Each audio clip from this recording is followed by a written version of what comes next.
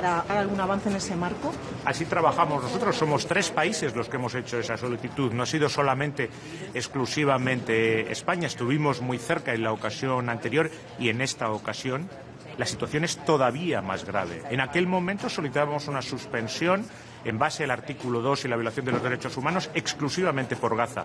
La situación se mantiene, pero además se extiende, la violencia se extiende en Cisjordania y es insoportable lo que está ocurriendo en estos momentos en Líbano, donde hay una fuerza de interposición de Naciones Unidas y donde estamos hablando de un Estado soberano con un gobierno que estaba haciendo todo lo que estaba en su mano para desarmar a Hezbollah, cuya violencia, por supuesto, nosotros también condenamos claramente. Así lo espero, así lo espero. Nosotros solicitamos que se suspenda todo el acuerdo de asociación, pero hay toda una gama de posibilidades. Si alguien quiere poner encima de la mesa otra, ¿por qué no?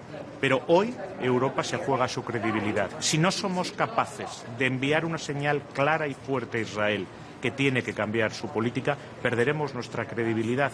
Tenemos hoy que ser capaces de hablar con la misma fuerza, por los mismos principios, buscando los mismos objetivos, cuando hablemos de Ucrania, cuando hablemos de Sudán y cuando hablemos también de Israel. España, desde luego, lo hace con su política exterior y así va a hablar en torno a la mesa hoy. También desde Francia y Suecia han hecho una propuesta para limitar el comercio de los asentamientos ilegales, presentando que esto no entra dentro del ámbito del acuerdo de asociación. ¿Sería una vía posible para mandar una señal? ¿Lo apoya España? España lo apoyaría. De hecho, nosotros lo aplicamos ya bilateralmente. Parte del decreto de embargo implica el no poder comerciar con productos de los territorios ocupados, pero no sería nada nuevo. Es una opinión consultiva, un dictamen consultivo ya emitido por el mismísimo Tribunal Internacional de Justicia, que dice que no se puede comerciar con productos de los territorios ocupados. Por lo tanto, lo extraño es que todos los países de la Unión Europea no lo estén aplicando ya. Es una buena medida, pero no necesitaríamos una decisión de la Unión Europea para aplicarlo. El propio Internacional de Justicia lo dice. Pero sí, nosotros estamos abiertos a cualquier medida. Lo que no podemos seguir es sin hacer absolutamente nada cuando la situación se agrava cada vez más. Tenemos que ayudar a que este alto el fuego se consolide, tenemos que ayudar a que la paz sea definitiva. Y la mejor forma de ayudar es decirle a Israel que por el camino de la guerra no puede haber una relación con la Unión Europea. We know that today will be discussed about Georgia, what will be focused on, and also at last the minister talked about sanctions. What do you think? Don't you think that this part the worst is the relations between Georgia and the European Union? We have to help Georgia to continue on the path that most of its population wants, and it's the path towards the European family. And of course, we will be there to help Georgian people to continue that path, a democratic, peaceful and European way. And what just taking you back to the association agreement, could you just give us a sense of how far Spain is willing to push this, given Israel's allies in the European Union will almost certainly block what you're trying to get the European Union to do? Today, European Union is playing its credibility. We have several issues. Huge crises that affect us directly. Ukraine, the Middle East, the war of Israel, Sudan. We must be capable of speaking with one single voice, but above all, for the same principles, with the same objectives.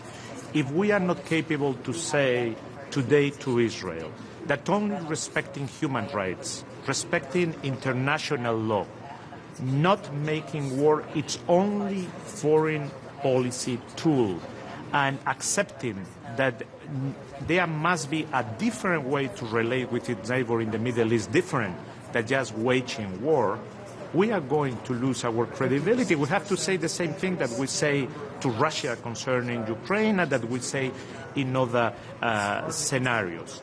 And since the last time we brought this same position, things have worsened. In Gaza, there is repeated violation of the ceasefire. Violence continued to be there. In the West Bank, the situation is much worse. Illegal settlements continue spreading. There is violence from the settlers to the Palestinians. There are horrible laws like the one concerning death penalty that was approved by the Knesset. And in Lebanon, we see an invasion war in violation of international law with undiscriminated bombing. European Union has to say today very clearly to Israel that a change is needed, that that's not the right path, and that while Israel continues in that path of a permanent, perpetual war, we will not be able to relate in the same way. If we really want to help the ceasefire right now, if we want to help permanent peace in the Middle East, the best we can do is to say clearly the things to Israel, not to look in another direction. We have to be able, as Spanish foreign policy does, to say the same thing in all scenarios in front of anyone. That's what credibility of European Union is about. That's what our citizens in all of our countries here in Europe are expecting, and our friends around the world expect as well. And if someone thinks that suspension is not the right tool, there are many other possibilities that we can do. To suspend the trade part of the agreement, qualified majority, it's enough. So let's put it at the table as well. Yes. On violence settlers. Do you expect Hungary to continue blocking or have something changed? From other EU countries? That's not a question for me. I will find out today at the table. I will reach out to everyone. What I expect is that every European country obeys with what the International Court of Justice of the United Nations says, that we uphold human rights, that we defend international law. Anything different will be a defeat for European Union. And today we play, and I want to highlight that, we play our credibility in what we say. If we are not capable of saying the same things, the things in which we believe, or we say that we believe in them, then we are going to lose our credibility. And foreign policy, it's all about credibility. And that's what we are going to talk today, about the foreign policy of the European Union. Minister, may I ask you a question regarding this stage of the nuclear program of Iran? Do you share the same opinion with the USA regarding the future of the enriched uranium and the nuclear program of Iran? For me, it's very clear. Iran must not have the nuclear bomb, and there must be a discussion on the nuclear file of Iran. I'm very clear about Iran. Iran must stop this and justify attacks on all the Middle East countries. Hormuz must be open, freely, secure, with no charge for anyone in the future. And I condemn, and we condemn from Spain, every violation of human rights that goes on in Iran. That's why we voted all sanctions to Iran. So yes, it's very clear for me, Iran cannot have the nuclear bomb. Thank you.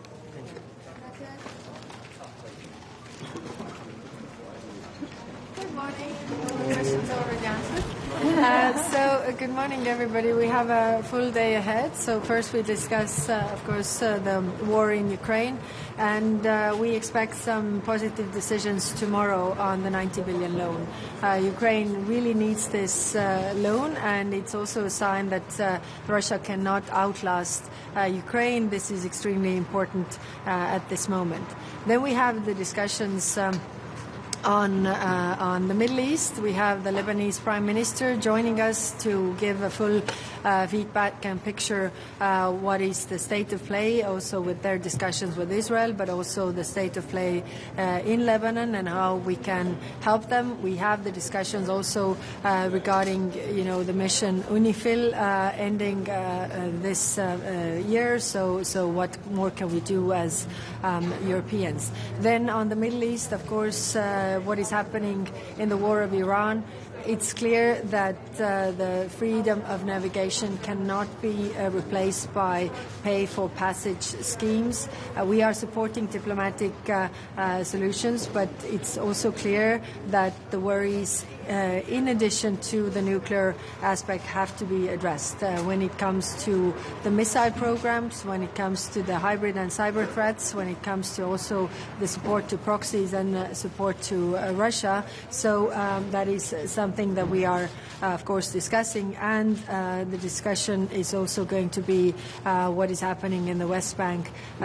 Yesterday, we had two very good meetings regarding Palestine. We had over 60 countries present in order to support Palestine. We are the biggest supporters of Palestine, and really to show that there has to be a Palestinian-owned and Palestinian-led process in order to have stability in the region. Then we are discussing South Caucasus.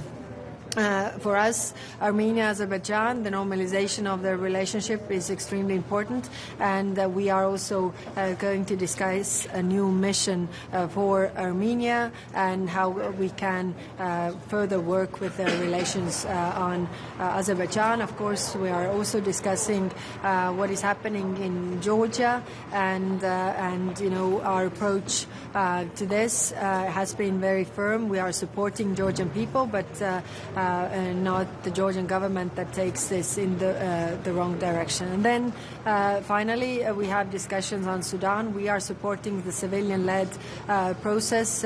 Once there's ceasefire, that civilians could be taking over the governance of the country. And of course, a lot of other issues like Syria. We will have a meeting next month, and we are decided to unsuspend the cooperation agreement that we have suspended with Syria. We are also restarting negotiations with the Syrians on the association agreement. So thank you very much. I ask you right away. The situation is extremely volatile. We don't know what will happen, if there will be an end to the ceasefire. But what can you do? I mean, they're just looking from the sidelines. What can be done? Because Trump, for example, he is threatening to bomb bridges, to bomb infrastructure. We are not looking at sidelines. We are actually actively working with the regional partners because we have the same concerns. They know Iran better than anybody, and in order to strengthen the hand of the negotiators around that negotiating table. Of course, the ceasefire is very fragile, but diplomacy should have a chance. So I hope that the ceasefire is also extended until there's a diplomatic solution. You already mentioned Georgia. So after the elections in Hungary, can we expect that personal sanctions issue will be on the table, and can it move forward? What do you think? And little bit more details. What will be your message to colleagues on the closed door? I, of course, can't speak for the new Hungarian government. Once they have been settled, then they come and we can ask all these questions from them. But of course, a lot of issues that have been blocked, we are reopening the discussions and hope that we get a positive result. Madam Commissioner, which steps taken by Georgia do you not like? Please tell us exactly. Could you name one example? Like I said, today the majority of discussions will be on Armenia and Azerbaijan. For the Georgian government, we have been very clear that the path that they're taking, the repression of opposition, the limitation of media, all the laws that have been accepted are not acceptable to us. So we need to see really some progress there. But as I have a press conference later on, so I will leave this to my colleagues. Thank you. Bonjour tout le monde, je vais être bref puisqu'il y a beaucoup de collègues qui sont aussi en train d'attendre. L'agenda international est évidemment très chargé. Il est normal que l'Ukraine reste au top des priorités. La Belgique a décidé d'ailleurs d'allouer 100 millions supplémentaires au programme Pearl. Et j'invite évidemment l'ensemble des collègues européens à rester attentifs parce que l'Ukraine dispose toujours, via ce mécanisme, des moyens financiers utiles pour pouvoir mener sa guerre de résistance, en sachant qu'il nous faut aussi désormais être particulièrement attentifs et vigilants aux messages et menaces qui viennent de Biélorussie. Il faudrait éviter évidemment une sorte d'alliance objective dans le conflit avec Moscou. Par ailleurs, s'agissant de l'Ukraine, nous continuons d'espérer que le résultat qui était attendu et qui nous réjouit des élections récentes en Hongrie puisse permettre de consolider le prêt des 90 milliards très rapidement, de libérer effectivement aussi le 20e paquet de sanctions et d'avancer aussi sur le cluster 1. Nous le savons aussi, les dossiers sont nombreux si je pense aux crises humanitaires comme celle du Soudan, qui doit rester à l'agenda européen. On ne peut pas l'oublier alors qu'elle est l'une des pires que nous connaissions. Il faut aussi s'interroger si finalement la position équidistante que l'Union européenne a actuellement à chaque fois entretenue à l'égard des belligérants est vraiment la plus pertinente. Ou si au contraire, il nous faut pouvoir monter dans le ton, y compris des sanctions, si nous voulons vraiment peser sur la résolution de ce conflit. Je voudrais aussi dire que j'ai eu récemment au téléphone mes homologues du Caucase, singulièrement de l'Azerbaïdjan et de l'Arménie, pour lequel on espère que l'accord de paix va pouvoir connaître une signature rapide. Il faut pouvoir donner le soutien politique, mais aussi le soutien économique nécessaire à ces pays pour pouvoir vraiment les arrimer dans la dynamique européenne. Mais chacun comprendra qu'aujourd'hui, la Belgique est aussi particulièrement préoccupée par la situation au Moyen-Orient. J'étais personnellement à Beyrouth le 8 avril dernier, jour où les bombes sont tombées, à quelques centaines de mètres de l'ambassade belge où je me trouvais. J'ai pu en première ligne être affligé par le bilan humain, voir effectivement le résultat des hôpitaux débordés, des services qui ont peine à s'organiser et de ce million d'habitants qui ont déjà dû fuir le sud de leur propre pays.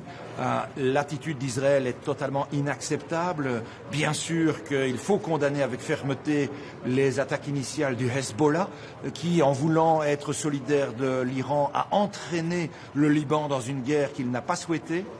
La réaction disproportionnée et indiscriminée d'Israël est totalement problématique et condamnable. Je ne peux que me réjouir qu'enfin, après tant de décennies, un dialogue direct puisse se faire entre les autorités israéliennes et libanaises. C'était un message que j'ai pu partager avec le président du Liban. C'est à mon invitation, à ma suggestion d'ailleurs, que Kaja Kallas a convié aujourd'hui le Premier ministre libanais pour un échange avec les autorités européennes. Je trouvais que c'était indispensable, ayant pu sur place délivrer ce message de solidarité. Plus largement, s'agissant de la Palestine, les situations sont préoccupantes.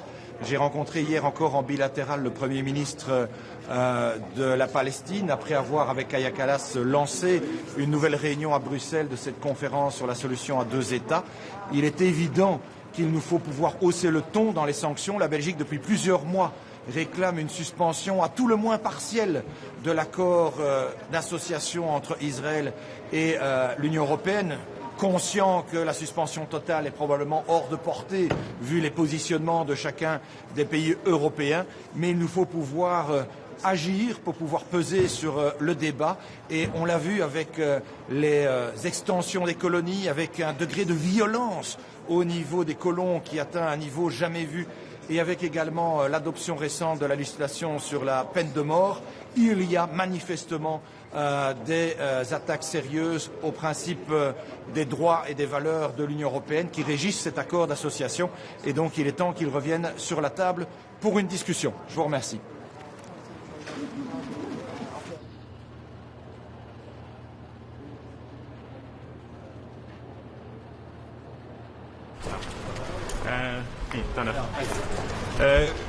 Öelge Ukraina teemal, kas me võiks oodata lähiajal siis seda otsust, et laen, mis on pikalt olnud kinni, hakkaks liikuma ja äkki ka uut sanktsioonipaketti? Jah, me tõesti oleme tööd teinud selle jaoks, et see otsus oleks juba täna tulnud, aga tõenäoliselt see tuleb ennem seda siis mitteametlikku ülemkogu, mis toimub neljapäeval, et me saame sellega edasi liikuda. See on see laen? See on 90 miljardiline laen, mis Ukrainale siis otsustati anda juba detsembris, aga tõepoolest, mida Ungari on blokkinud, loodetavasti me saame need otsused tehtud nüüd nende lähipäevade jooksul, et ülemkogul oleks juba midagi nii-öelda välja öelda. Ja uus sanktsioonipakett, kas 20 sanktsioonipakett saab selles kohas, kus seisma jäime jätkata? Me töötame sellega, et tõepoolest uus Ungari valitsus ei ole nii-öelda paika pandud veel, aga selge on see, et meil on uued perspektiivid ja me surume, et see 20 sanktsioonipakett läheks läbi ja võib-olla vaatame üle ka varasemad kitsaskohad. Osad liikmesriigid soovivad sanktsioone Iisraelile, ka assotsiatsioonileppe lõpetamist. Kas Euroopa Liit peaks uusi sanktsioone Iisraelil kehtestama? See meetmed on ju tegelikult laua peal ja kui liikmesriikidel on soov, siis saab need otsused vastu võtta. On meil ka meetmed, mis nõuavad kvalifitseeritud häälteenamust, mitte kõigi nõusolekut. Kui on liikmesriikide arvamused muutunud, siis saab nende otsustega edasi minna. Mis puudutab assotsiatsioonilepingut, ma ütlen uuesti, mis puudutab assotsiatsioonilepingut, siis selle tühistamiseks on vaja kõikide häält, see on ühehäälsuse põhimõttel ja seda meil kindlasti ümber laua ei ole. Üks küsimus härra Puisi-Väina kohta. Öelge mulle, mis kasu on tahtekoalitsioonist, mis tegutseb siis, kui seal väinas on juba rahu? Mis Euroopa, ma ei saa väga aru sellest, miks Euroopa plaan on selline, et me oleme valmis seal tegutsema, aga siis, kui on rahu. Kas sellest on mingit abi? Seda on meilt küsinud ka ameeriklased, et siis, kui on kokkulepped sõlmitud, siis on vaja ikkagi siis laevade eskortimist, et kõik töötaks. Ja selle jaoks meil on tegelikult operatsioon Aspides, mis on juba olemas, mille mandaati saab muuta tugevamaks, kuhu saab rohkem laevu anda, mida saaks kõige kiiremini kasutada. Et pärast vaherahu saabumist võiks seda laiendada siis?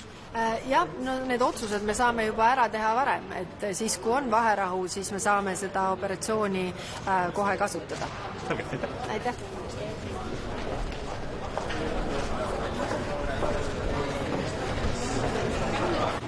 Y vemos que desde la última vez España, con otros países, presentó esta misma solicitud. How are you? Good, yeah, not too bad. Minister, first of all, what is the government precisely looking for at today's council meeting in relation to the EU-Israel Association Agreement? Look, really pleased to be in Luxembourg here with colleagues for a discussion about a number of really important issues at a really important time. Firstly, our engagement with Foreign Minister Sybiha from Russia. It's really important as an EU that we make progress on the €90 billion loan, that we make progress on the 20th package of sanctions, and that we're able to exert as much pressure as possible on Russia. I was in Ukraine with a number of colleagues in recent weeks, and what's very clear is that we are at that breaking point where that loan is absolutely essential. I also had the pleasure of speaking to my new foreign colleague in Hungary in the last few days, Foreign Minister Orban, and I welcome the position that they have taken, and I hope that we will see the release of funds, but importantly as well the move to the 20th package of sanctions. Sanctions are working. We need to keep that pressure on Russia. In terms of the situation in the Middle East, and specifically when it comes to the letter that myself and my Spanish and my Slovenian colleague have written to the High Commissioner today, we are very clear. We need to, as an EU, uphold our fundamental values, and we need to be clear for countries that we associate with, where we have agreements with, that they are upholding those fundamental values and laws. Israel has, since our last meeting, enacted a new law which essentially introduces the death penalty, but in particular penalises and specifically targets Palestinian people. It's completely unacceptable, and so we have asked for a suspension of the Israeli agreement. If not, then a suspension on the trade elements of the Israeli agreement, and we would be seeking to have this not just as a discussion here today at the Council, but that there would be some clear actions at the next Council meeting. What's very clear, and our position in Ireland has been consistent for many years now, we need to move in unison. We believe that where the EU moves together, that we have a greater impact, and that's why I'll be calling on all of our colleagues today to support our call for the suspension of the overall agreement, but at the very least, if we can't reach that full agreement, that we would have suspension of the overall trade elements of it. We are witnessing and experiencing an unprecedented and an unacceptable escalation of violence in the West Bank. There are 34 new settlements that have been agreed to in recent weeks with the introduction of the death penalty. We have an increase in violence across the region. We have a very clear determination by the Israeli government to separate into two the West Bank. We also now have what can be only seen as unacceptable decrease in humanitarian aid into Gaza as well. So we need to act. We need to make sure that our fundamental values are protected, and we need to make sure that any agreement that we have with any other country, that country is fulfilling and upholding their obligations to. Do you detect any shift in sentiment among some of those countries that have tenaciously supported Israel in recent years, and how significant do you think the Hungarian election has been in that regard? Look, I think it's very clear that there has been a shift. I think we've heard from EU leaders in recent weeks a very clear dissatisfaction and annoyance at the actions that Israel have taken. You'll see from other colleagues outside of Ireland, Slovenia and Spain proposals by other member states as to how we can respond, particularly in the West Bank. So I think we need to today be decisive in our desire to take action against a country that is very clearly violating human rights, that is very clearly taking measures that are targeting specifically innocent civilians and Palestinians, and we need to be clear in making sure that there is an agreement to move forward on this. Ireland has consistently said we would be far better if we move in unison, if we move collectively together, and that's what I hope we can achieve today. In terms of the elections in Hungary, look, I think the soundings, if not the soundings, the actual communication from the incoming government has been very clear. They want to work with the EU, and that's certainly the feeling and the sentiment that I got speaking to the new Foreign Minister, Orban. They also are very clear that the agreement that was reached on the €90 billion loan, that was already agreed by foreign ministers, by EU leaders, and we need to be able to move on that as quickly as possible. My engagement with Foreign Minister Sybiha, with President Zelensky in Ukraine in recent weeks, really, it just highlighted the perilous situation they are in, the need for this €90 billion loan, not just from a defence perspective, but to invest in critical infrastructure that has consistently been damaged by Russia, where they are completely putting aside any respect for fundamental human rights. On the Israel situation, is it conceivable we could get a decision today perhaps on excluding Israel from the Horizon funding programme? Look, I'm not sure whether we'll reach agreement on certain specific issues today, but I really do hope that we can make sure that at the next agenda there are some clear actionable items on our agenda, whether it's Horizon funding, whether it's the suspension of the Israeli-EU association agreement, whether it's specific to trade or otherwise, or whether we can focus on banning goods, full stop, in the West Bank. So I hope that we will get to a point where there is an agreement to take action and to respond to what have been completely unacceptable actions. If I could also say that I really welcome the fact that we will have the Lebanese Prime Minister today. I think Irish people will be well aware of the importance that Ireland places on the need for a sustainable peace in the Lebanon. Our troops have been there for many decades and have contributed to that peace, and what we've seen in recent weeks because of the actions of Israel, but Hezbollah of course as well, is a setback of many, many decades. And so I welcome the current ceasefire. I welcome the fact that we are hopefully going to see further talks between Israel and Lebanon, but it's really important for me that we as an EU express our solidarity and our support with the Lebanese government and for their right to their sovereignty and to protect their country and their civilians, many of whom have been unfairly targeted, have been killed in recent weeks and have been displaced in the millions. Just in light of the underreporting of US military overflights in Ireland, is there any prospect that the government could seek prior approval from the government to the US military if those flights are indeed linked to the Gulf War? Look, we have a long-standing position in the Department of Foreign Affairs of publishing statistics. That has been the case for many, many years, and unfortunately due to an administrative error that has not happened for certain flights. Once this was brought to my attention, it's been immediately rectified and the statistics have been published. We have again a very clear position, and it's been, I think, well understood by everybody, including the US, for many decades now, and that position has not changed. So any flight that is due to fly overhead, that's due to land, where there are munitions, where there are personnel, where there is any engagement, any type of conflict, it's simply not allowed, it's simply not accepted, and that's something that is known widely by all countries, and it's not going to change. But a 56% increase in the number of flights over Ireland since the war began, it's hardly conceivable that those flights had nothing to do with the military action in the Gulf.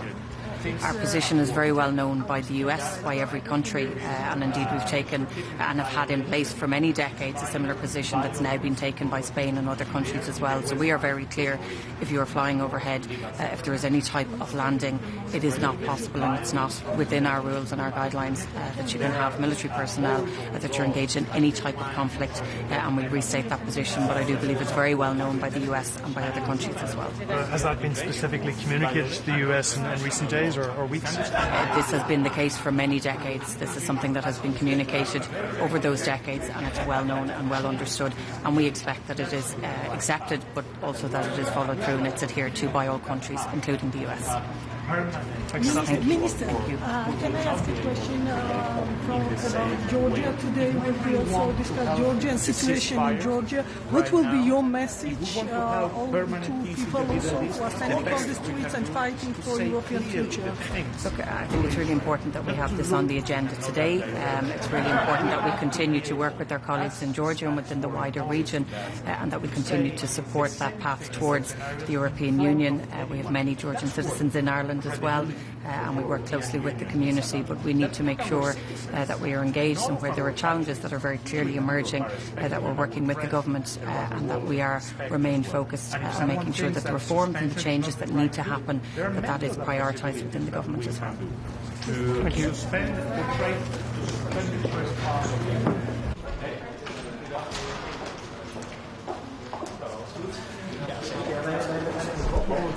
Ja, de VIP-ingang die laat okay. Ja, nou, dat is wel bijzonder. Ja, dat denk ik ook. Ja, ik had een paar vragen. Waar het vandaag onder andere over gaat is het associatieverdrag met Israël, waar het al langer over is gegaan. Van de Kamer heeft u de opdracht gekregen van pleit u nou hiervoor om dat handelsdeel op te schorten. Gaat u dat ook doen? Nou, ik heb de opdracht van de Kamer gekregen om een evaluatie van artikel 2 te vragen, dus dat zal ik doen. En ik heb de opdracht van de Kamer gekregen om met collega's in gesprek te gaan om te kijken wanneer we een meerderheid kunnen krijgen. Dus dat is mijn opdracht en die ga ik ook uitvoeren. Dat betekent dat ik volop gesprekken voer met collega's over de zorgen die we hebben over Israël, over de manier waarop we verder druk kunnen opvoeren. En ook kunnen kijken hoe we uiteindelijk een meerderheid zouden kunnen krijgen voor dat opschorten van het handelsdeel van het associatieverdrag. Ja, want wie heeft u nog niet aan uw zijde daar? Nou, op dit moment is het duidelijk dat er nog heb ik geen indicatie dat er een meerderheid is, de benodigde meerderheid. En dat betekent dat op het moment dat je het nu op tafel legt en daar met z'n allen over gaat stemmen en er geen meerderheid is, dat de EU ook alleen maar verdeeldheid laat zien. Dat vergroot de druk op Israël niet. Dus het is belangrijk om de druk op Israël te vergroten. Het doel is niet het opschorten van het handelsdeel, het doel is gedragsverandering bij Israël. En daar werken we hard aan. En waar wringt het dan precies? Waarom lukt het nog niet om iedereen hiervan nu te overtuigen? Nou ja, kijk, uiteindelijk is het een zwaar middel. Dat merken we ook aan de relatie met Israël, dat dit echt iets is wat zij ook als zwaar achten. Nou, als Nederland zetten we daarop in, zijn we in gesprek met andere landen. Maar andere landen zijn blijkbaar nog niet zo ver. Welke andere landen? Ja, dat ga ik dus vandaag... het is al eerder is het een keer onderwerp van gesprek geweest. Ja. En op dit moment zijn we gesprekken aan het voeren. Dus ik moet die gesprekken nog voeren, dus ik kan daar nog nu niet van zeggen welke landen bewegen, welke niet. Ja. De zorgen zijn groot, dat merk ik ook bij alle landen. De zorgen zijn groot over Israël. Mm-hmm. Maar welke maatregelen daar dan passend bij zijn, daar verschillen landen over van mening. Ja, en het zal vandaag ook gaan over Soedan, die oorlog die daar al 3 jaar gaande is. En u gaat hierna, als ik het niet mis heb, ook naar de Arabische Emiraten, Verenigde Arabische Emiraten. Nu is het wel bekend dat die wapens exporteren naar de RSF. Gaat u dat ook adresseren als u daar bent? De zorgen over Sudan zijn groot. Terecht ook dat hier op de agenda staat, want het is natuurlijk een ramp wat daar aan het gebeuren is. Ja. En dat betekent dat we ook Europees kijken hoe we ook daar de druk op de strijdende partijen kunnen vergroten. En ik heb ook in de Kamer aangegeven dat als ik met de Verenigde Arabische Emiraten spreek, dat dit ook onderdeel van het gesprek zal zijn. Ja, precies. En wat hoopt u daar hier over voor elkaar te krijgen op het thema Sudan? Het belangrijke is dat er aandacht voor is. Dus dat is 1. En 2, dat we aanvullende maatregelen kunnen nemen om de druk op te voeren, ook op de strijdende partijen. Ja. Bijvoorbeeld de export van goud is daar een belangrijke van. Nou, dat wil Nederland al een tijdje. En ook die gesprekken blijven voeren. Ja, juist. En waar het ook al tijden over gaat en wat maar niet lukt, is dat 20e sanctiepakket voor Oekraïne. Tenminste voor Rusland, over Oekraïne. Nu is er binnenkort een regeringswissel in Hongarije. Verandert daardoor het speelveld, waardoor het misschien ineens wel mogelijk is? Nou, dat moet blijken. Hè. We zijn hoopvol over de nieuwe Hongaarse regering, maar het moet blijken welke stappen ze willen zetten. Ja. Tegelijkertijd horen we natuurlijk ook de signalen over de pijpleiding, die eigenlijk een belangrijke voorwaarde was om uiteindelijk het Europese pakket aangenomen te krijgen. In ieder geval de lening, hè, de 90 miljard lening. Nou, hopelijk kunnen we daar deze week stappen over zetten. Stappen opzetten. Dat zou heel mooi zijn. Ja. En ook het sanctiepakket is gewoon een belangrijke stap. De druk op Rusland moet vergroot worden. Ja. Dus laten we hopen dat we daar snel de vereiste unanimiteit voor hebben. Kunnen er nu beter zaken worden gedaan, is uw verwachting na die verkiezing? Want het is niet zo dat daarmee de laatste euroscepticus is verdwenen of zo. Nee, maar we zagen de vorige Hongaarse regering, in ieder geval ook nog de huidige, want de nieuwe moet nog geïnstalleerd worden. Maar de regering onder Orbán zagen we echt bewust gebruik maken van blokkeren, van chanteren van Europese gezamenlijke actie. Nou, we zijn hoopvol over dat het gesprek met de nieuwe Hongaarse regering daarover gevoerd kan worden en dat die blokkades verdwijnen. Tegelijkertijd gaat de verandering niet overnacht, om het zo maar even te zeggen. Dat is een hele slechte Nederlandse vertaling van de Engelse uitdrukking. Dus we zijn hoopvol, maar we moeten zien wat daar gaat gebeuren. En we gaan het gesprek vol energie aan. Ja, en kan u nog iets meer vertellen over wat u wil bereiken met die pijplijn waar u net over begon? Nou kijk, Hongarije heeft altijd aangegeven dat zodra er weer olie door de pijplijn zou stromen, dat zij ook bereid zouden zijn om een blokkade op de 90 miljard lening op te geven. Nou, als het goed is, we horen signalen dat dat eventueel deze week zou kunnen zijn. Ja. En als dat zo is, dan hoop ik ook dat er meteen actie ondernomen kan worden. En ook vandaag? Ja, dat durf ik niet te zeggen. En als dat vandaag zou zijn, is het niet dat vandaag daar actie... Ik verwacht dan eerder richting de Europese Raad iets. Maar we moeten het nog zien. Hè? Dus moeten we zien of dat die pijpleiding ook daadwerkelijk weer... of dat er weer olie doorheen gaat. Ja. En 2, moeten we dan zien of dat de Hongaarse regering ook zich bij zijn woord houdt... en de blokkade ook opheft. Oké, en wat is dan de flessenhals? Wat is het grote probleem waardoor het nu niet lukt? Nou ja, wij hebben als Nederland ook steeds gezegd... Oekraïne laat nou experts toe, zorg dat die reparaties kunnen plaatsvinden. Als het goed is, gebeurt dat op dit moment. Oekraïne is hoopvol dat die pijpleiding het weer kan gaan doen. Dus laten we zien hoe het zich ontwikkelt.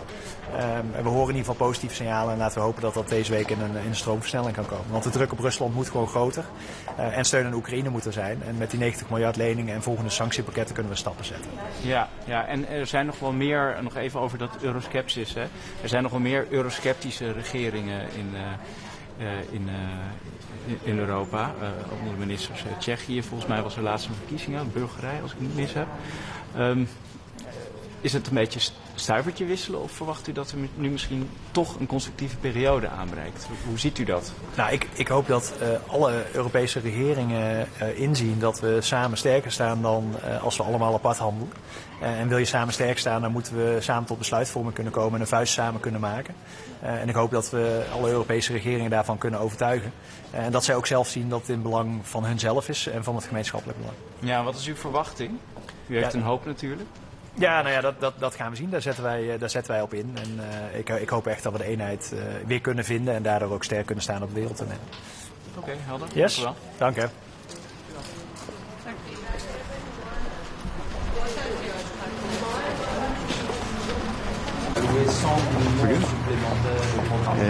Dzień dobry Państwu. Dzisiaj Rada do Spraw Zagranicznych Unii Europejskiej. Będziemy rozmawiać przede wszystkim o sytuacji w Ukrainie po spodziewanej zmianie rządu na Węgrzech. Wiele rzeczy związanych z Ukrainą uda nam się odblokować. Liczę, że bardzo szybko będziemy mogli ruszyć z pożyczką dla Ukrainy, ale także z 20.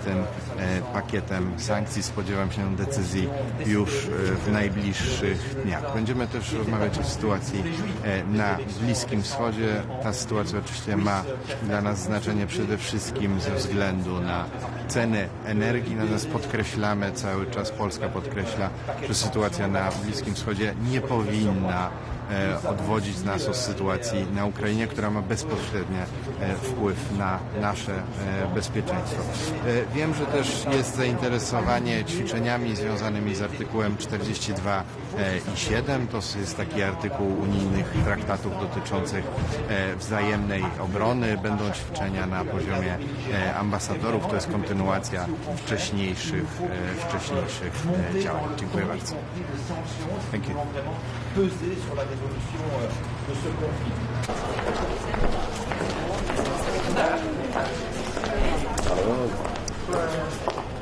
Good morning. Friday, I joined His Majesty the King on a trip to Lviv and to meet with President Zelensky.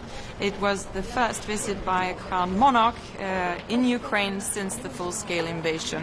This says a lot about the ties between the Ukrainians and the Swedes and about the support from Sweden, which is strong, it's broad, and it will continue. The EU must step up, speed up and scale up its support to Ukraine and also increase the pressure on Russia. I am quite optimistic after the Hungarian obstacle is gone, so to speak, that we will now be able to deliver on the promise that we have made to the Ukrainians on the 19 billion euro loan, and that we will be able to move forward with the 20th sanctions package, but also with the 21st sanctions package that we need to adopt before the summer. Now, on the Middle East, I am very worried about the developments. The instability is a threat to the region, but also to Europe, and I hope that the talks that will be held in Pakistan will bear fruit and that the ceasefire can be prolonged. It is absolutely necessary that all parties de-escalate. Sweden is very worried about the developments in the West Bank and the settlement expansions, and therefore, together with France, we have presented a non-paper with proposals to limit trade with settlements, and I very much look forward to the discussions on this today. Thank you. Hej! Hej! Om vi börjar med Ukraina där. Det låter lite som att det här lånestödet på 90 miljarder att det kan röra på sig. Vad säger du? Jag är hoppfull. Vi har ju fått mycket tydliga signaler från den tillträdande premiärministern om att man ska medverka till en utbetalning i enlighet med det som redan har bestämts före jul. Och jag hoppas att det ska kunna ske så fort som möjligt. Och det sägs att Orban till och med skulle kunna ge stöd till det här om oljan väl börjar flöda. Räknar du med att det kommer bli så?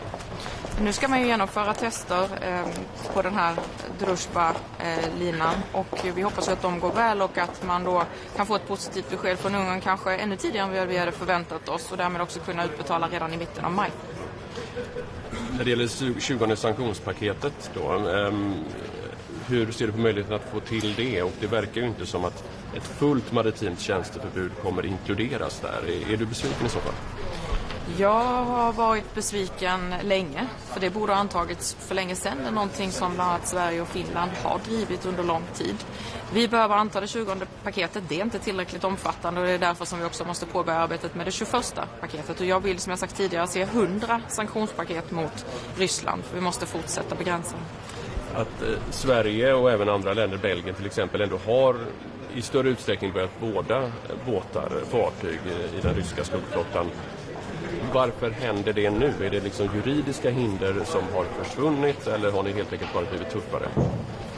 Framförallt handlar det om att nyttja de verktyg som faktiskt finns. Att vara mer vaksam, att samarbeta närmare med andra länder runt Östersjön, dela information i större utsträckning och här har regeringen undanröjt en hel del hinder. Så jag ska säga att det handlar mycket om ledning och styrning av våra myndigheter som har lett fram till det här mycket mer vaksamma och tydliga agerandet från myndigheter, vilket vi verkligen välkomnar. Och vi ser ju redan tecken på att de ryskkopplade fartygen väljer andra vägar. Men då måste ju också andra länder vara lika påpassliga som Sverige. Att man nu liksom pratar i alla fall om att skicka mer resurser till Hormuzsundet och även utöka EUs insatser, Atalanta, Spides. Är det inte resurser som kan gå åt i de militära insatserna som skulle kunna påverka, liksom begränsa möjligheten att agera mot skuggflottan? Ser du en sån risk? När det handlar om svenska resurser så ser jag ingen sådan överhängande risk. Men det är klart att vi alltid måste väga våra insatser för våra resurser är begränsade. Och det är en diskussion som vi ständigt har också i till exempel NATO. När vi nu stärker vår närvaro i Arktis får inte det ske på bekostnad av vår närvaro för avskräckning längs med östra flanken. Så att det handlar alltid om att prioritera var resurserna gör bäst nytta. Men samtalen om hur vi kan säkerställa fri sjöfart i Hormuzsundet är verkligen ett svenskt intresse för att det är viktigt för handel och för vårt välstånd. Och det är därför som vi också är beredda att bistå den dag det är aktuellt. Om vi går över till den Mellanöstern-biten, Israel, bosättningar. Hur ser ni på sanktionsläget där? Det finns ju lite olika vägar att gå fram här. Vi presenterar nu förslag på att man ska gå vidare med begränsningar i handeln. Då är vi inne på möjligheter bara med stöd av kvalificerad majoritet, vilket jag bedömer egentligen behövs för att vi ska kunna vidta åtgärder. Och därför så har idag också handelsministern sagt att vi bör höja tullarna när det gäller varor från bosättningarna, för vi tycker inte att man gör tillräcklig skillnad mellan de varor som kommer från bosättningarna och de varor som kommer från icke-ockuperat område. Själva avtalet, associeringsavtalet, finns de som kräver återigen att det bör åtminstone sättas på is eller sägas upp. Det gör det, och det finns ju ett sådant förslag från bland annat Spanien.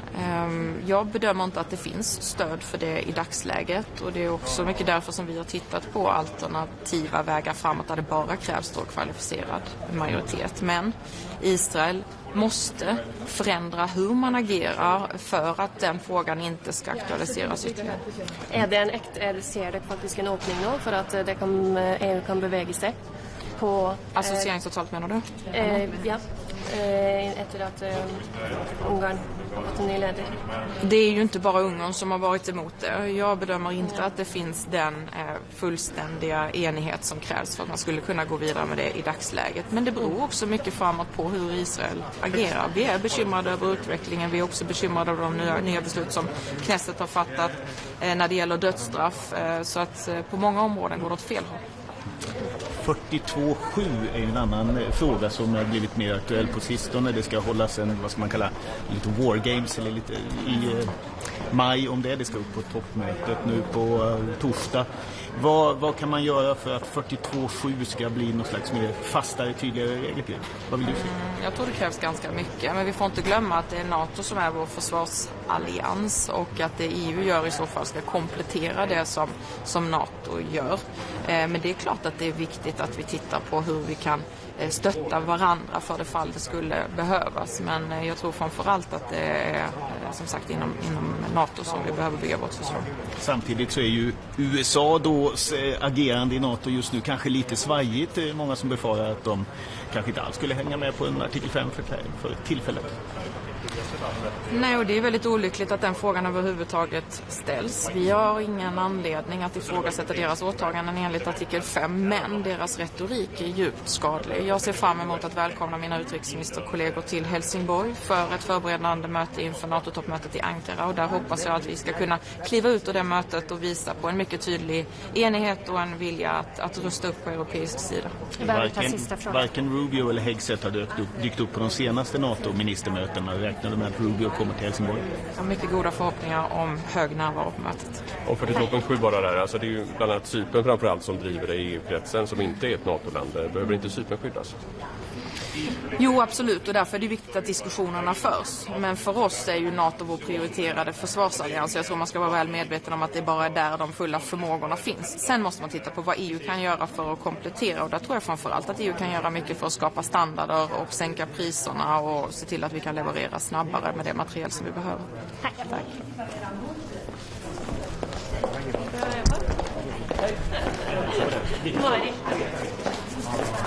Tell me when you're ready. Okay. So today we will discuss two important topics from my portfolio. First is Ukraine and second is the South Caucasus. The result of the elections in Hungary will have a positive effect on the enlargement process. And in the connection with Ukraine, I have three positive messages. The first is that if in the next days the oil will run through the Druzhba pipeline, we could start very early dispersing the 90 billion euro loan for Ukraine. The second positive message is that Ukraine and Moldova are ready to formally open all 6 clusters, and we are ready to. So I hope that the Council will act swiftly.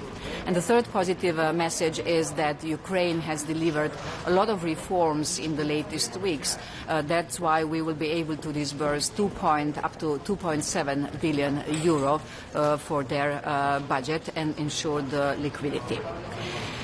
The second part will be about the South Caucasus. Today we see how important and the right decision has been that the European Commission has started the new Black Sea strategy. One of this part of the strategy is connectivity agenda. Through the connectivity agenda, we are evolving in Armenia, Azerbaijan, in Turkey to better connect Europe with Central Asia. It is about trade, it is about energy. We see how vulnerable we are today when the trade routes in the north are disrupted through Russia, when the trade routes in the south because of war in Iran are disrupted.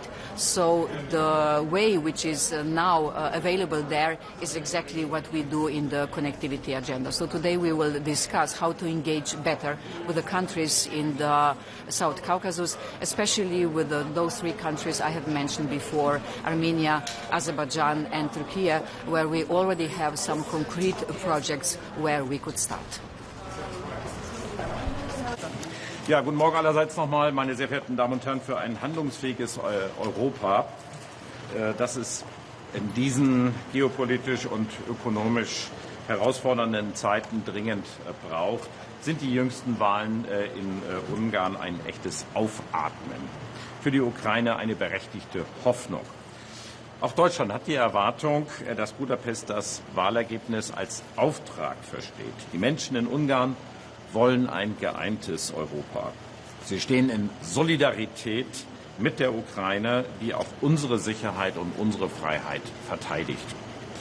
Die ungebührlichen Blockaden gegen die dringend notwendige Ukraine-Unterstützung müssen schnellstmöglich aufgelöst werden. Die Freigabe des 90 Milliarden Kredites braucht es nicht erst nach dem Regierungswechsel, sondern sehr schnell. Für die Ukraine geht es um alles. Deutschland, wie alle anderen Mitgliedstaaten der Europäischen Union, müssen die bilaterale Unterstützung für die Ukraine hochfahren. Deutschland hat im Rahmen der deutsch-ukrainischen Regierungskonsultationen für die kommenden Jahre mehrere hundert Patriot-Lenkflugkörper und Iris-T-Körper, zudem weitere Unterstützung mit Drohnen inklusive einer gemeinsamen deutsch-ukrainischen Drohnenproduktion zugesagt. Insgesamt muss der Druck auf Russland hoch bleiben, gezielt auf den russischen Energiesektor. Wir müssen sicherstellen, dass Russland nicht zum großen Profiteur des Iran-Krieges wird. Daran müssen wir als Europäische Union, aber auch als G7-Staaten mit anderen Partnern in der Welt arbeiten. Ein wichtiger Hebel ist natürlich auch das 20. Sanktionspaket, das nun so schnell wie möglich verabschiedet werden muss. Der Krieg im Iran geht bald in den 3. Monat. Wir haben ein Interesse, dass der Konflikt rasch gelöst werden kann. Es gibt ein Gesprächsangebot der USA sowie intensive Bemühungen von Drittstaaten, eine zweite Gesprächsrunde zu ermöglichen. Wir rufen den Iran jetzt dringend dazu auf, nach Islamabad zu kommen und konstruktiv mit den Vereinigten Staaten von Amerika zu verhandeln. Wir fordern den Iran dazu auf, die freie und sichere Schifffahrt durch die Straße von Hormuz unverzüglich wiederherzustellen. Als Europäer teilen wir dieses Ziel mit unseren Partnern am Golf und stehen bereit, nach Ende der Auseinandersetzung die Lage abzusichern. In Libanon geben die Waffenruhe und die Gespräche zwischen Libanon und Israel Grund zur leisen Hoffnung. Ich ermutige beide Seiten, diesen Weg jetzt weiterzugehen. Es braucht jetzt tragfähige Vereinbarungen zum Schutz von Zivilisten beiderseits der blauen Linie, Sicherheit für die Blauhelme der UNIFIL-Mission sowie eine langfristige Befriedung im Rahmen der UN-Resolution 1701. Auf der Agenda steht heute auch die Lage im Sudan. Die Konferenz in Berlin in der letzten Woche konnte 1,5 Milliarden Euro mobilisieren, um die sudanesische Bevölkerung, die unter diesem grausamen Krieg leidet, zu unterstützen. In Zeiten, in denen humanitäre Hilfe strengen haushalterischen Einschränkungen unterliegt, ist das ein großer Erfolg. Am Rande der Berliner Konferenz haben sich zivile Akteure aus Sudan auf einen gemeinsamen Aufruf zum Frieden geeinigt. Dass dies das erste Mal seit Beginn des Krieges gelungen ist, ist ein Zeichen von großem Engagement der Sudanesinnen und Sudanesen. Wir Europäer sollten dieses Engagement nach Kräften unterstützen und es zu unserer Sache machen. Die Sondergesandte Annette Weber hat dabei unsere volle Unterstützung. Genau deswegen werden wir auch heute diskutieren, wie die Europäische Union den Friedensprozess im Sudan weiter fördern und unterstützen kann. Herr Minister, vielen Dank. Eine kurze Frage zu Iran. Die Waffenruhe endet wahrscheinlich. Wir wissen nicht, wie brutal es weitergehen wird. Trump sagt, er will Kraftwerke bombardieren, er will all diese Dinge tun. Was sagen Sie dazu und was ist die deutsche Position? Wie können die Europäer ihre eigene Initiative zeigen? Ja, wir können den Iran nur dringend aufrufen, jetzt gesprächsbereit zu sein. Wir wissen ja, dass der amerikanische Vizepräsident bereit ist, nach Islamabad zu reisen. Und diese ausgestreckte Hand sollte der Iran jetzt ergreifen im Interesse der eigenen Bevölkerung. Und ich denke, das ist das, was wir jetzt in diesen Stunden tun. Ich stehe in einem engen Kontakt auch mit allen Kollegen in der Golfregion. Wir sprechen über die Dinge. Wir werden uns möglicherweise auch alsbald mal zusammen treffen. Denn wir haben ein gemeinsames Interesse daran, dass dieser Krieg jetzt zu einem Ende gebracht wird und dass die Straße von Hormuz wieder frei befahrbar ist. Ich kann die amerikanische Seite nur auffordern, diese Offenheit weiter zu zeigen, mit Iran zu verhandeln.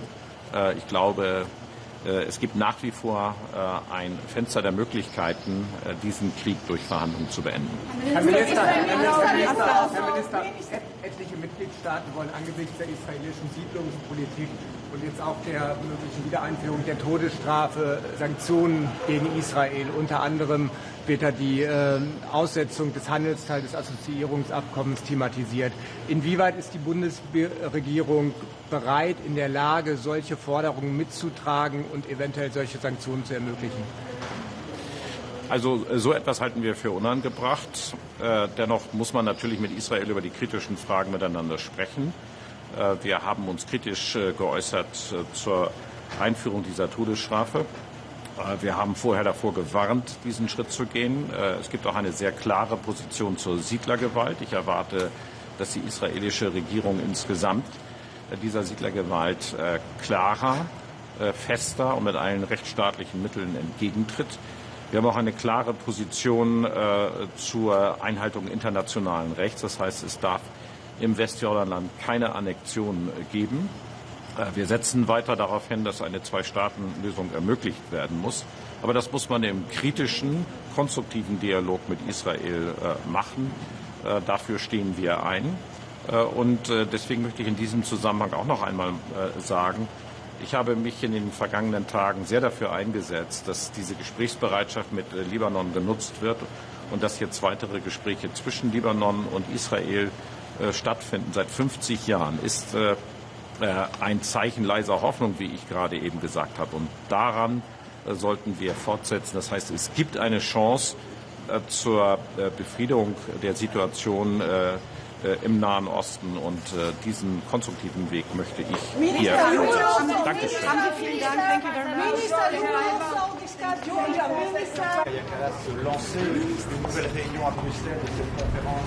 Hello, good morning. Very many topical items today, and what I want to start with is that there won't be a Russian empire. The time for that is over. And certainly the Russians know that themselves because the economy is in shambles, the population is aging, and certainly the workforce is shrinking. and there's no future for the business model as Russia stands now. Also, the Russian leadership certainly and quite evidently can't cater even for its own people as we speak, with poverty enlarging throughout the regions. So now would be the time for the Russian population to say that this military operation is over, and now it's time to concentrate on the well-being of their own people. And we will today discuss further sanctioning Russia in order to keep the ball moving in that regard. So the 20th sanctions package should come out as soon as possible. Also, we are looking at other means on how to support Ukraine. The Ukrainian people have been fighting for their liberty, and they are actually doing quite a good job, and they have, on the front lines, they have solidified their positions over the course of the past weeks, and it's quite certain that Ukraine will prevail.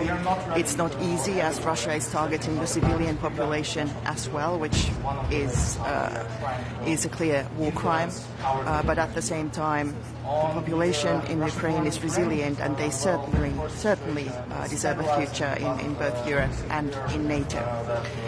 What comes to the Middle East, it is good that there's a ceasefire both regarding Iran and Lebanon, and we hope that both ceasefires are extended for as long as needed for the peace negotiations to lead to robust results which will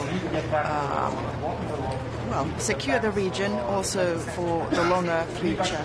And Finland has offered her help in facilitating discussions on a larger security architecture for the region, which would be needed to have a future with less war and more prosperity and stability.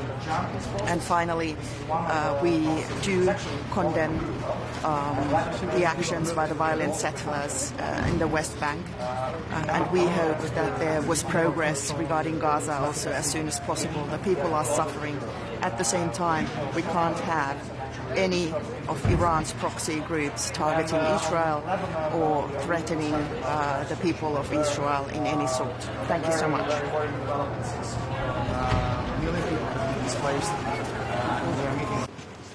Good morning, everyone. Toms Šurskis, Deputy Foreign Minister from Latvia. There's one specific issue Latvia is raising on today's agenda under any other business section, is the Russia's participation in the Viennese Biennale this year. Russia is killing Ukrainian civilians every day, and actually is destroying the European cultural heritage which is there. So we believe that collective action is needed, and we will ask our friends to support us. We need to have a joint position of banning Russia from participating in Venice Biennale. They are not ready to end the war, and this is definitely not the time to give them international credibility, and this is one of the ways how they are trying to influence our thinking here in Europe. On the Russian war in Ukraine, well, of course the situation is stabilizing, but we see clear that Russia is not willing to agree to a ceasefire. They tried to do it on Easter, unsuccessfully. So what that means is that our policy should be the same: continuous pressure and enhanced pressure. And now, after the elections in Hungary, there is actually a very great window of opportunity. We need to get back to unblocking the loan. We need to get back to 20th sanctions package. We need to actually work on 21st sanctions package. We have already a list of things that should be added there, and we expect our partners to act swiftly and decisively on that. Very broad agenda. I will not go into details on every single point. I'll just pick two of them. On the Armenia and Azerbaijan peace process, this is one of the processes which is actually going really well, and Latvian president is visiting both of the countries in the upcoming weeks. We now have a chance to enhance economic cooperation with these countries, and we need them to get closer to Europe. We need to show them opportunities and actually show opportunities for European businesses as well. And on Lebanon, we are really concerned about the dire situation over there. Very, very worrying developments, since more than 1 million people have been displaced. And we are meeting the Prime Minister today, and we hope that we will reassure our support, and also reassure our support to UNIFIL peacekeeping mission, which is over there. I'm sorry, I will not take questions. We have a line of ministers over there. That's a one. We've discussed with colleagues actually in the morning with the like-minded countries. We hope that the real movement of funds will actually happen already in May. We'll hope that it will be real. Thank you. What, sorry? There's speculation actually on that. We'll hear from Mr. Sybiha on that, how's the process. But this is, of course, one of the parts of that. But let's give the floor to others. Please. Good morning. It's very close as in Estonia, and will be very short. The elections in Hungary, I do hope that it changed the picture of what we had in the council during the last couple of years. So I do hope that very short period we will release 90 billion euros fund for Ukraine. Also the 20th package must be adopted and implemented. It's very crucial to put more pressure on Russia. But most important question this year is about enlargement. And I do hope that we'll find a way how to open the first clusters and chapters. But also it is a historical momentum that Europe must understand that there cannot be any grey areas or neutrality zones between European Union, NATO and Russia.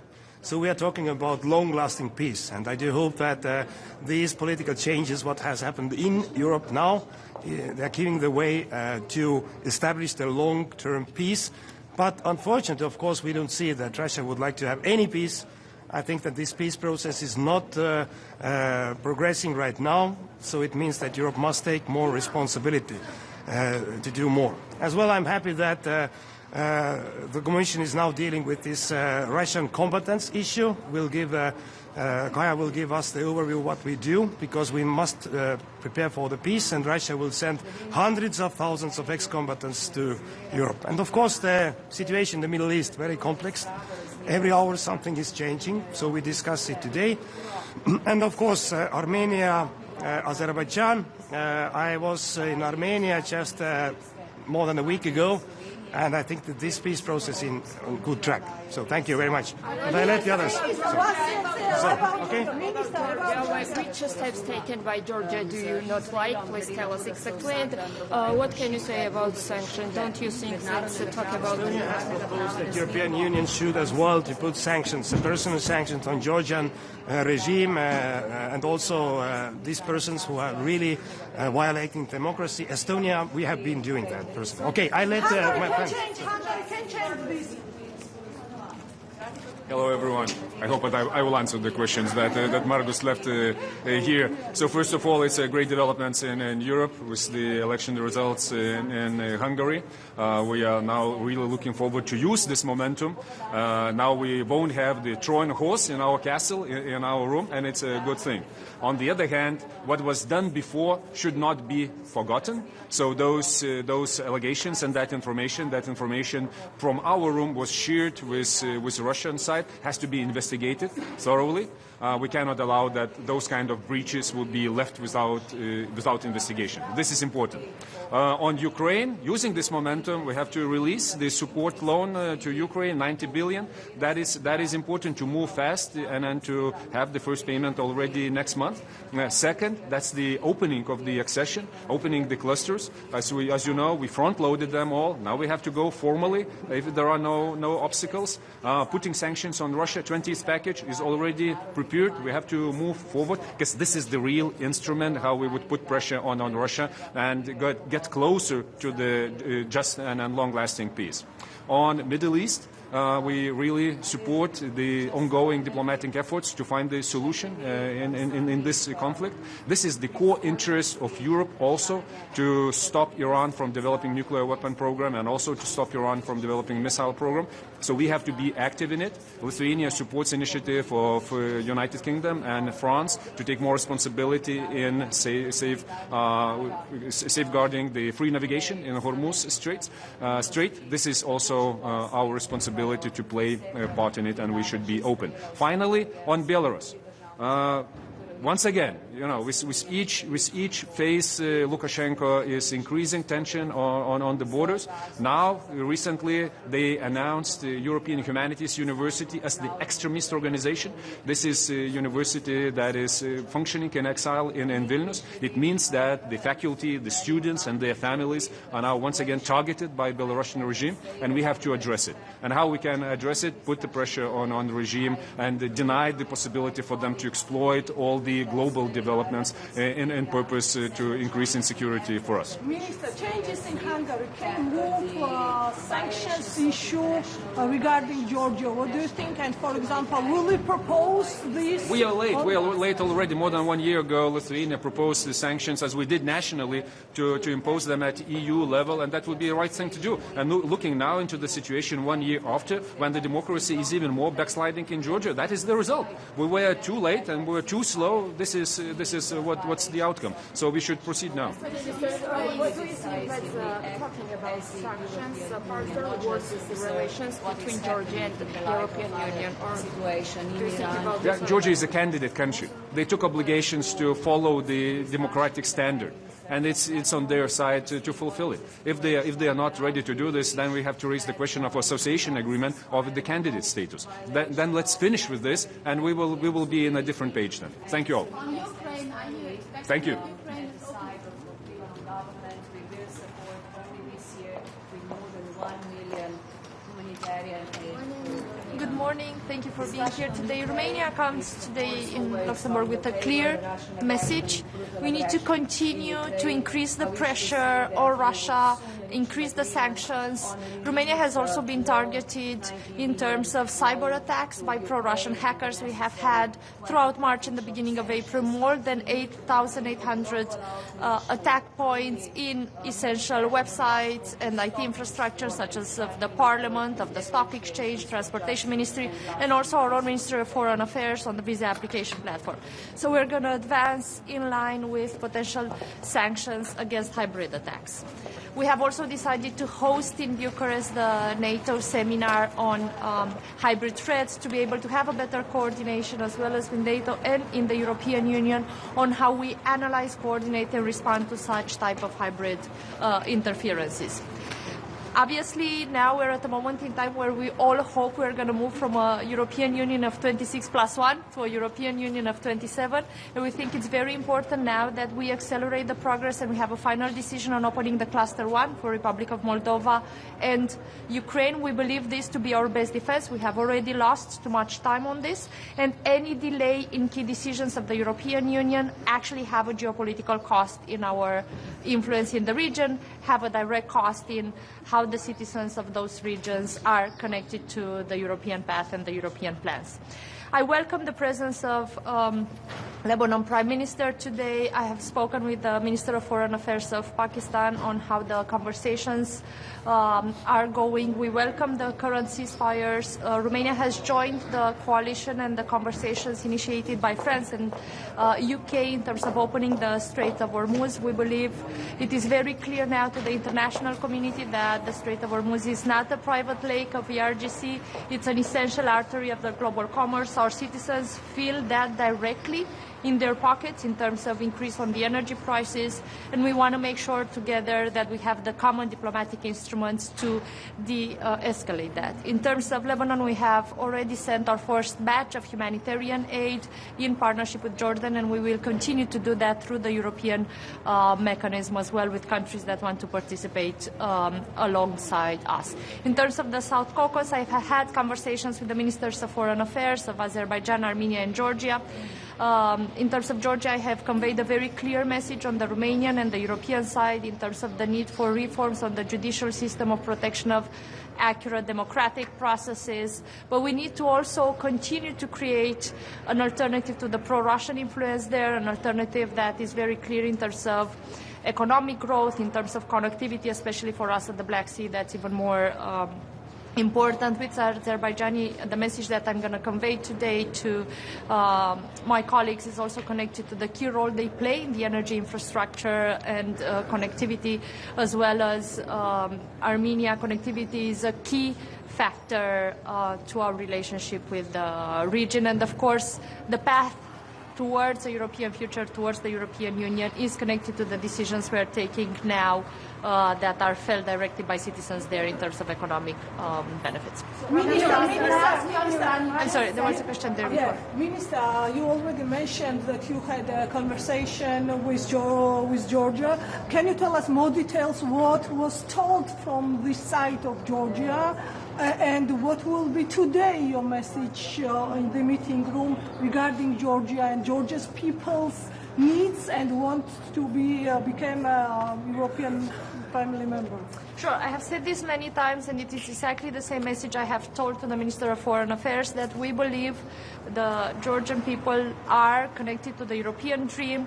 We have stated, and I have stated again, the need for that dialogue to restart, for that path to restart, but also that reforms are needed in order for that to happen, that leaders of opposition that have been thrown in jail actually need to be facing an actual justice system, not to use the justice system as an instrument to interfere with democratic processes. But we have also talked about security. This has been the main perspective of my colleague in the conversation, and about the fact that connectivity and an open dialogue, our ability to create an alternative, a pro-European alternative to the pro-Russian influence, is the way forward. On Iran, so you just said that the Strait of Hormuz cannot be blocked by Iran, and that you would be part of an initiative, but that would be after the ceasefire. Right now, we don't even know if the ceasefire will prolong, so the situation is very, very dire and volatile. What can the Europeans do right now than just sitting on the sidelines? Just to be clear, I didn't say Iran cannot block the Strait of Hormuz, because obviously we see they can partially block it. It's almost like the Schrödinger cat. It's both open and closed in the same time.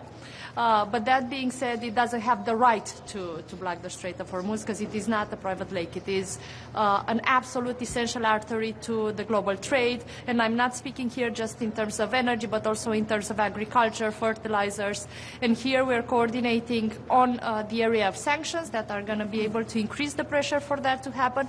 But also there's a coordination happening in terms of what are the capabilities that we can put together after the ceasefire continues, after we have an agreement to be able to assist, for example, a shift towards the Strait of Hormuz. And now I'm not speaking on behalf of Romania and our ships, I'm speaking on behalf of the coalition to support the opening of the Strait of Hormuz, where each of the country is now discussing how we can contribute at the diplomatic level and also on this side. Now, the key conclusion from the conversations I've had with the ministers in the region, and what I'm going to convey today, is that it is absolutely essential that conversations continue between the United States and Iran. And this has been the key message and the conclusion with the conversation with the Minister of Foreign Affairs of Pakistan as well, that has hosted the Islamabad talks. Madam Minister, I want to ask you also, Georgia, don't you think that talking about sanctions further worsens the relations between Georgia and the European Union? What can you say about this? So, first of all, I think Georgia needs to revise their own decision in terms of continuing with the negotiations and the dialogue with the European Union. And it is very important to understand that although we are committed to the European future of the citizens of Georgia, and also as a neighbor of the Black Sea, we are committed to increase the connectivity to be able to build up an alternative, a pro-European alternative. We also believe that democracy functions when there is an opposition. Do you support suspending the association agreements with Israel? We have had conversations around this. What I think is now the priority in terms of my citizens as well is to be able to lower the pressure on the energy prices. So I believe the current priority of the global community and of the diplomatic community is the escalation of conflicts in the region. And for that matter, this is going to be the focus with the Prime Minister of Lebanon as well, and the focus of the conversations with Israel in these days.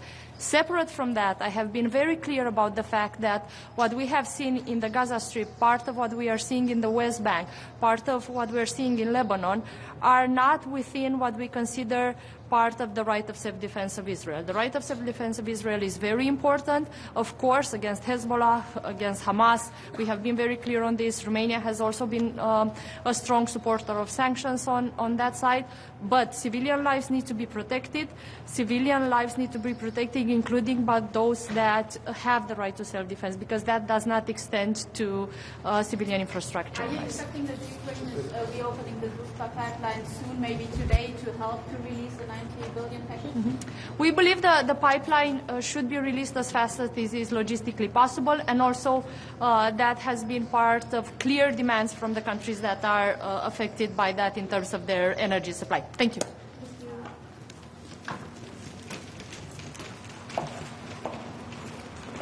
Schönen guten Morgen. Eingangs lassen Sie mich erwähnen, dass es heute ein großartiger Rat ist, vor allem weil sich auch unser Nachbarland Ungarn für einen proeuropäischen Kurs mit absoluter Mehrheit auch entschieden hat und wir das wahnsinnig begrüßen, dass das auch so stattfindet. Gleichzeitig muss man ehrlich sagen, finden wir es auch schade, dass der derzeitige noch ungarische Außenminister nicht hier ist, weil es auch die Tatsache ist, dass die Frau Außenministerin gefordert hat, dass hier lückenlos aufgedeckt wird und recherchiert wird, was hier passiert ist, auch in Verbindung mit Russland.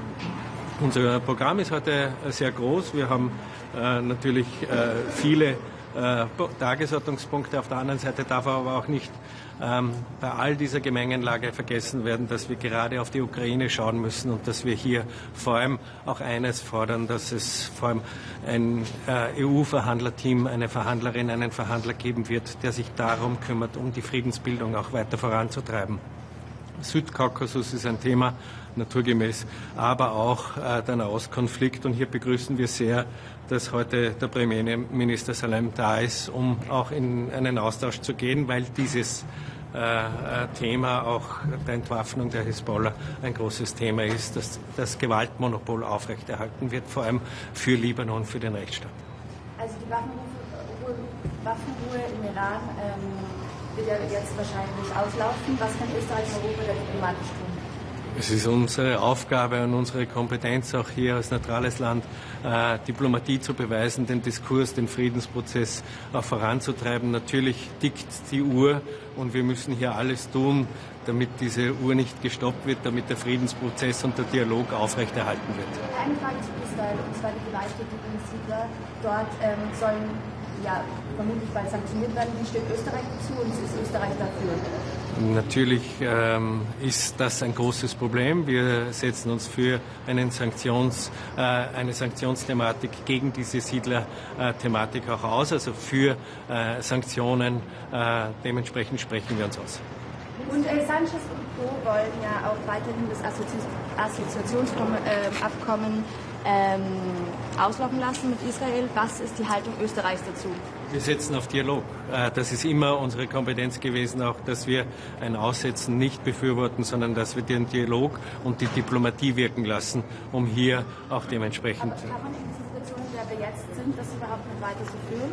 Es ist unsere Aufgabe, den Dialog zu führen und vor allem hier auch verbindend zu wirken. Und Österreich hat hier eine Kompetenz als neutrales Land und wird es auch weiterführen. Vielen Dank. Letzte Frage, und zwar, wie kann überhaupt Österreich noch verbündet sein mit Israel? Ich meine, Sie sehen das Vorgehen der Gewalt der Siedler im Westjordanland, die Armee im Südlibanon, die israelische Armee.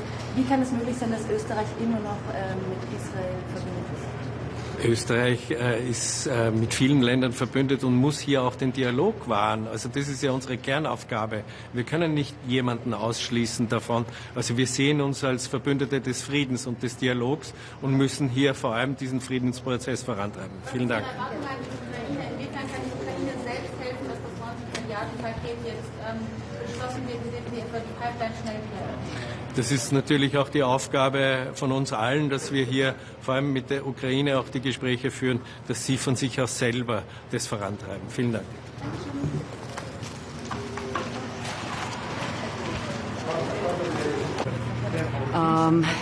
Glede na zapletene geopolitične razmere pričakujem danes precej zahtevno razpravo. Razmere se praktično spreminjajo iz ure v uro. Svoje kolege bom danes spomnila na pismo, ki smo ga pred dnevi poslali zunanji ministri Irske, Španije in Slovenije, kjer pozivamo Evropsko unijo naj resno razmisli o prekinitvi zamrznjenega oziroma o prekinitvi začasnega sporazuma z Izraelom, glede na to, da se vsak dan dogajajo kršitve, grobe kršitve mednarodnega prava, humanitarnega prava. Ne smemo si tu zatiskati oči, da se vse to še vedno dnevno dogaja, tudi napovedana nezakonita aneksacija Zahodnega brega. In podpiramo tudi resen razmislek o začasni zamrznitvi sporazuma, hkrati pa tudi pobude nekaterih držav, da bi uvedli omejitev trgovine z izdelki z nezakonitih ozemelj. Podpiramo tudi sankcije zoper naseljence na Zahodnem bregu.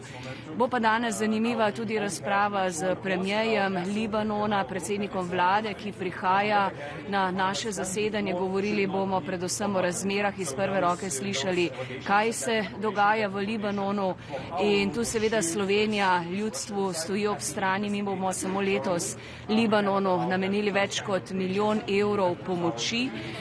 Razprava bo tudi o Ukrajini. Glede Ukrajine si želim, da bi čim prej sprostili to 90-milijardno posojilo državi in pa seveda sprejeli tudi v tej brutalni ruski agresiji, kjer se še vedno nadaljuje pobijanje civilistov, uničevanje energetske in druge infrastrukture, sankcije, 20. paket sankcij, pa seveda nadaljevali en mednarodni globalni pritisk na Moskvo, da čim prej pride do trajnega, pravičnega premirja in pogovorov za mir v Ukrajini. I will just še glede samih pristojnosti vprašanje. Kot ministrica ne spreminjam političnih stališč, seveda gre to za že znana stališča Slovenije, ko govorimo o Bližnjem vzhodu, ko govorimo o Izraelu, kršitvah mednarodnega in humanitarnega prava. Torej same aktivnosti, tekoči posli zadevajo vse, kar je vlada že sprejela, vse, kar je sprejel tudi državni zbor, torej v ničemer ne spreminjamo stališč in to vedno, kar se dogaja na Bližnjem vzhodu, z Gazo, z Zahodnim bregom, tudi zdaj z Libanonom in Iranom stalno ponavljamo, torej to mi tudi pristojnosti danes omogočajo. In English, glede current, very demanding geopolitical situation, I can say that I do expect a challenging discussion today. I will remind my colleagues in the EU that Spain, Ireland and Slovenia sent a joint letter that we should seriously tackle the violations of international law, violations of international humanitarian law by Israel in Gaza, in West Bank, and we should really seriously consider to temporarily frozen the association agreement between the EU and Israel. That has been long on the table, and we are still, despite the very fragile ceasefire, seeing the violations of international law, and we should really decisively act as the European Union, not just observe what is happening in the light of other situations in Iran, in Lebanon. I'm also looking forward to see the discussion with the Prime Minister from Lebanon to see what is the situation on the ground. We really wish that we have a ceasefire, no violation of territorial integrity and sovereignty, and Slovenia stands firmly at the side of Lebanon government. We will support only this year with more than 1 million humanitarian aid to Lebanon. Discussion on Ukraine, it's of course always on the table, Russian aggression, brutal aggression in Ukraine. I wish to see that EU would soon reach an agreement on release the loan, 90 billion loan to Ukraine, and the necessary 20th package of sanctions. We need to continue global outreach to truly make a pressure on Moscow to stop this war and start meaningful negotiations for just and lasting peace for Ukraine. Thank you. So we're in line with potential sanctions against hybrid attacks. We have also decided to host. Minister, godmorgen. Godmorgen. Vi starter med Iran. Det er stadig usikkerhed, om der overhovedet bliver fredsforhandlinger. Hvad kan I gøre ved mødet her? Ja, hvis vi skal være ærlige om det, så er det begrænset, hvad vi kan gøre, fordi det er jo fuldstændig, som du siger, en ret uafklaret situation. Vi kan jo udtrykke det håb, at der kommer til at finde drøftelser sted i Islamabad. Det har verden brug for, så vi kan få deeskaleret den her situation, som jo kommer med en høj pris for hele verdensøkonomien. Og så kan vi selvfølgelig fortsætte de drøftelser, som Frankrig og Tyskland, Frankrig og Storbritannien har indledt om, hvordan kan det internationale samfund bidrage til, når situationen er mere under kontrol og sikre den frie sejlads. Og det er jo et arbejde, som Danmark også deltager i. Den fungerende statsminister deltog i et møde fredag, og jeg har også selv haft en række drøftelser. Men vi kan jo ikke skjule det forhold, at vi er desværre lidt på sidelinjen, og det er selvfølgelig trist, når man tænker på, hvor tung en situation det her er, og hvor meget det påvirker det globale syd, som allerede har energimangel, men jo altså også vores egne samfund. Hvordan ser du, at udsigten til, at det risikerer at eskalere igen og krigen igen? Jamen, jeg synes, det er en meget, meget usikker situation, hvor jeg jo ser mig selv lidt som en iagttager. Altså, vi glæder os jo over, at der kom den våbenhvile, den udløber natten til i morgen, og jeg kan jo bare udtrykke det håb, at der finder drøftelser sted direkte mellem USA og Iran, der kan som et mindste mål sikre, at den våbenhvile kan fortsætte. Hvis vi kigger på spørgsmålet om Ukraine, så har flere af dine kolleger her til morgen udtrykt håb om, at man hurtigt kan få vedtaget det her lån til Ukraine. Hvordan ser du det? Jamen, det er jo en kendt sag, at det har været Ungarn, der har blokeret for det her 90 milliarder store eurolån, ligesom vi i øvrigt også har udfordringer omkring fortsatte sanktioner. Og det forhold, at der nu har været valg i Ungarn, der er faldet ud på den måde, at der kommer en ny regering, samtidig med, at vi nu ved, at den her olieledning alt andet lige åbner igen, det fylder mig der med en vis grad af optimisme, og det er der også brug for. Fordi hvis der er nogen, der har haft en fordel af det, der sker i Iran og i Hormuzstrædet i øjeblikket, så er det jo Putin, som tjener på, at oliepriserne er gået op. Så jeg vil jo hilse meget, meget velkommen, hvis en ny ungarsk regering, plus det forhold, at olieledningen alt andet lige står til at kunne åbne, kan føre til, at vi hurtigt kan få truffet en beslutning om udbetaling af det lån, som Ukraine har så hårdt brug for. Har du forhåbning om, at vi kan blive åbne for allerede i morgen? Det kan man jo udtrykke en forhåbning om, men altså, man skal også passe på med, at man ikke tager glæderne på forskud. Altså, der er jo kommet meget præcise signaler fra den ungarske regering, men den er jo ikke tiltrådt endnu. Og jeg noterer mig også, at Viktor Orbán har sagt, at når ledningen er åben og olien flyder, så er han også parat til at hæve det ungarske veto. Om det kan ske her inden for de næste dage, det kan man jo håbe, fordi stats- og regeringslederne mødes jo torsdag og fredag, og det ville jo være fantastisk, hvis beslutningen kunne træffes der. Der er et andet område, hvor Ungarn jo også har stået på bagvinden med forhold til Israel. Er udsigt til, at man nu, når Ungarn er slået, måske kan komme til at studere associeringsaftalen med Israel? Jamen, det er rigtigt. Også her har Ungarn haft nogle håndfaste synspunkter. Dem står de så ikke alene med. Og der er i hvert fald ikke for nærværende konstateret det kvalificerede flertal, der skal til for at gøre noget ved associeringsaftalen. Det tror jeg også er tvivlsomt, om det kommer til at manifestere sig i dag. Også i lyset af, at der nu er indgået en våbenhvile mellem Israel og Libanon, og man har optaget drøftelser der. Den danske position er jo, at vi skal tage hårde fat omkring Israel. Og det behøver jo ikke at starte med associeringsaftalen. Det kunne jo starte med, at vi tager hånd omkring det, der sker på Vestbredden, hvor der jo i øjeblikket altså er bosættervold af et omfang, vi ikke har set før.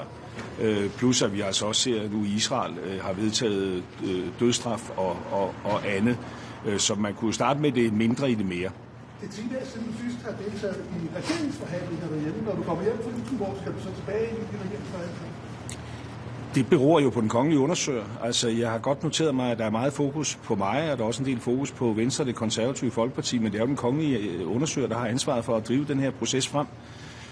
Og jeg har set en oplevelse af, at Socialdemokratiet sidder lidt på hegnet. Det folketingsvalg, der var i Danmark for 4 uger siden, det var jo et folketingsvalg, hvor venstrefløjen blev svækket. Og vi står i en ny økonomisk situation. Vi har lige talt om risikoen for en energikrise, og derfor er det jo vigtigt, at en ny regering ikke kun har ambitioner om drikkevand og halekupering og bedre forhold i daginstitutionerne, men også tager hånd om at sikre dansk økonomi. Gryden er ved at være tom, Og der er det jo Socialdemokratiet, der sidder på hegnet. Der er et styrket antal mandater, der sådan set går ind for en økonomisk reformpolitik på linje med det, som Moderaterne står for. Der er til venstre for Socialdemokratiet jo altså et svækket antal mandater, der står for en anden økonomisk politik, og det er jo Socialdemokratiet, der nu må afgøre, hvilken side af hegnet de vil falde ned på. Om de vil stå fast på den Anker Jørgensen økonomiske politik, de førte valgkamp på, eller om de vil vælge at række ind over midten. Det er jo deres valg, og jeg synes, at som jeg har kunnet følge medierne og kommentatorerne den sidste uges tid, så synes jeg, at fokus retter sig det forkerte sted hen, altså mod mig og mod Venstre og det konservative Folkeparti. Det er jo Mette Frederiksen, der hvis hun fortsat gerne vil være statsminister, og det er jo ikke en given ting, at hun skal være det, er nødt til at foretage et valg. Og jeg synes, at det tidspunkt, hvor hun skal træffe det valg, det begynder at nærme sig, fordi jeg er jo helt enig i, at vi snart skal have et gennembrud i de her forhandlinger. Det lyder lidt som om, du ikke er helt tilfreds med den kommende undersøgelse.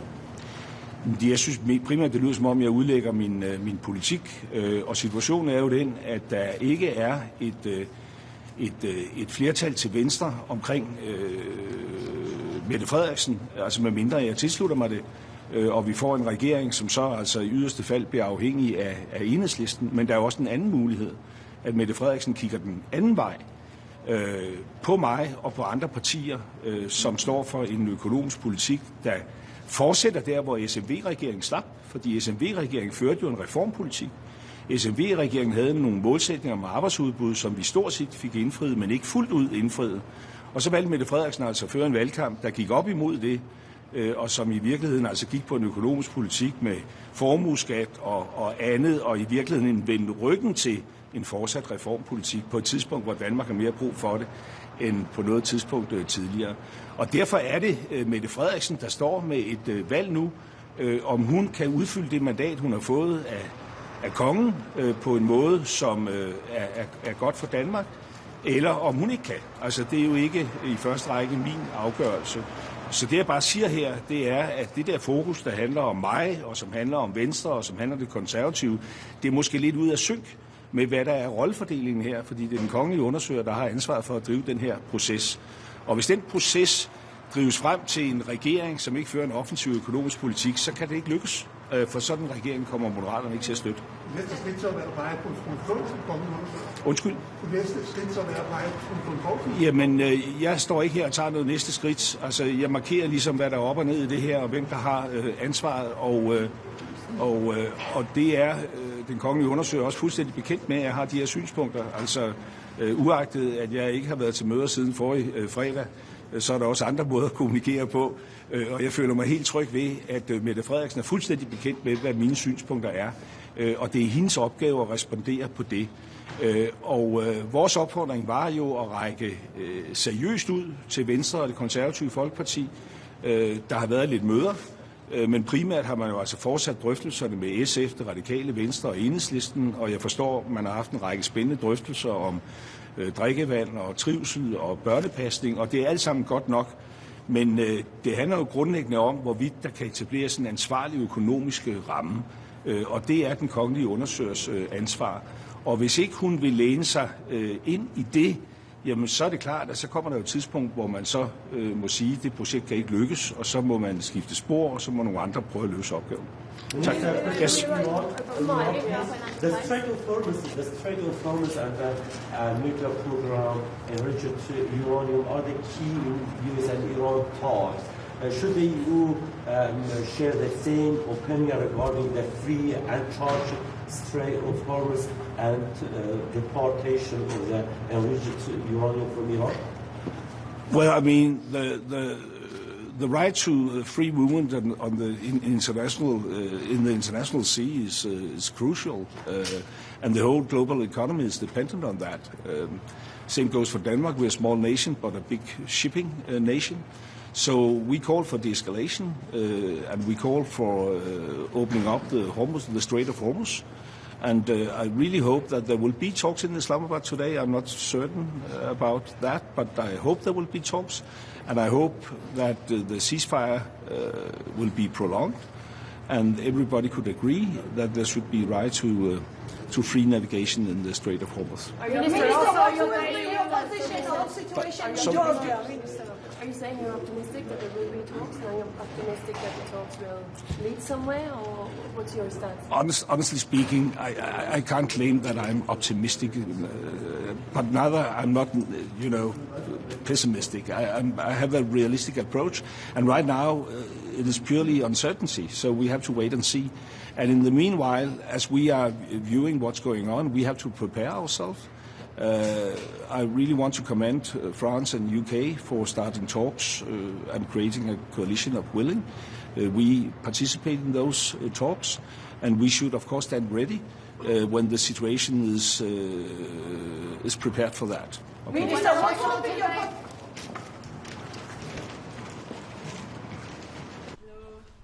Good morning.